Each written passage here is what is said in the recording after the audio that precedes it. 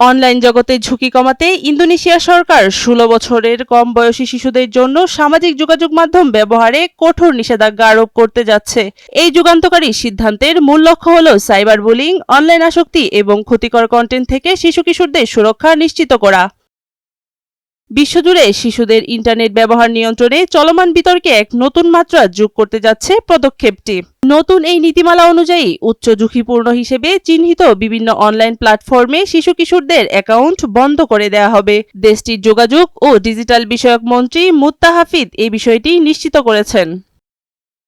প্রাথমিকভাবে YouTube, TikTok, Facebook, Instagram, Threads, X, Bigo Live এবং রুবলক্সে এই নিষেধাজ্ঞা কার্যকর করা হবে। মন্ত্রী বলেন, ডিজিটাল প্ল্যাটফর্মগুলোর সাথে অসম লড়াইয়ে অভিভাবকদের সহায়তা করতে সরকার এই উদ্যোগ নিয়েছে।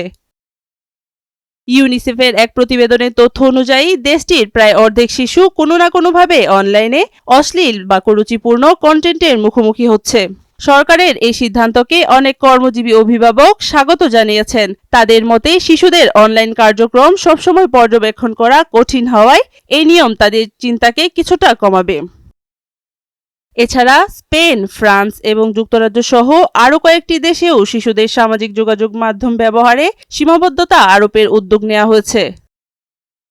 মারিয়া সামিয়া, নয়াদিগন্ত।